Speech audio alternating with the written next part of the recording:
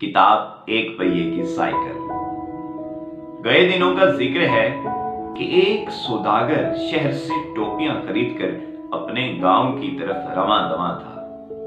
तवील सफर, दोपहर का वक्त, मई की चिलचिलाती धूप और कंधे पर सामान का बोझ, वो थककर चूर हो गया।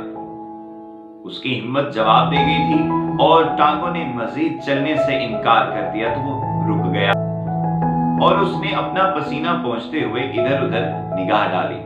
पास ही एक सायादार दरख्त देखकर वो खुशी से बाग बाग हो गया। वो जल्दी से दरख्त के नीचे पहुंचा, अपना सामान कंधे से उतार कर जमीन पर रखा और दरख्त के मजबूत तने से टेक लगाकर सुस्ताने लगा।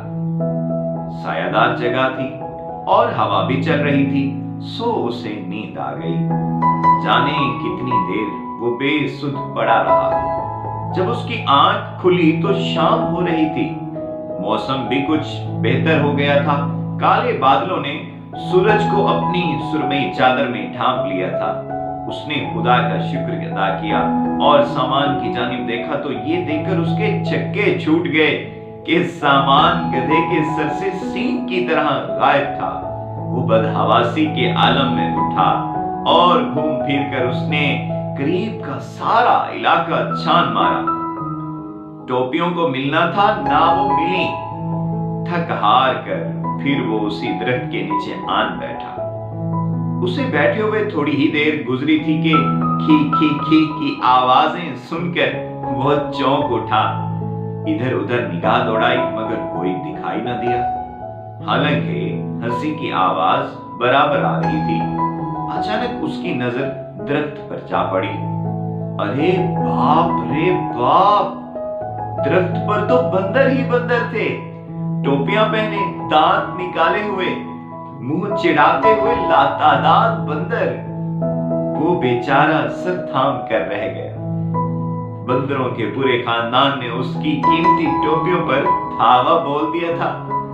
वो सब यूं टोपियां पहने बैठे हुए थे जैसे उनके बाप का माल हो। वो बेबसी से होंठ काटते हुए सोचने लगा कि इनसे अपनी टोपियां वापस कैसे ले। वो मारा, उसके मुंह से निकला। अचानक एक तरकीब उसके जहन में आई जिस पर अमल करते हुए वो आसानी से अपनी टोपियां वापस ले सकता था। उसने सुन रखा था कि बंदर इंसान की नकल करते हैं, सो उसने अपनी टोपी उतारी और गुस्से से फेंक दी। उसे पता था कि बंदर भी ऐसा ही करेंगे, मगर ये क्या! वो ये देखकर हैरान रह गया कि बंदरों ने टोपियां तो उतारी, झटकी और फिर से सर पर रख ली। दूसरी बार, फिर तीसरी बार, मगर नतीजा वही बरामद हुआ। अब वो बौखलाकर बंदरों का मुंह तकने लगा। बंदर फिर खी खी खी करने लगे। अंदाज ऐसा था जैसे कह रहे हो, अरे भाई, हम 21वीं सदी के बंदर हैं, इंसान नहीं कि अपनी गलतियों से ना सीखें। अस्सलाम वालेकुम दोस्तों, उम्मीद करता हूं हमारी आज की कहानी आपको बहुत पसंद आई होगी। ये कहानी किताब एक पहिए की साइकिल से ली गई है, जिसे तहरीर किया है सफदर अली हैदरी साहब ने। और अपनी राय से हमें आगाह कीजिएगा। अगर आपको ये किताब खरीदनी है तो अपने करीबी बुक स्टॉल से इसका पता करें। अगर ये किताब आपके करीबी बुक सेंटर पर मैसर नहीं है तो आप कमेंट करके हमसे ये किताब मंगवा सकते हैं। एक पहिए की साइकिल हर उम्र के बच्चे के लिए है। उम्मीद करता हूं कि ये किताब पढ़ के आप भी इसी तरह लुत्फअंदोज होंगे। इंशाल्लाह आपसे मुलाकात होगी अगली कहानी के साथ। अल्लाह हाफिज।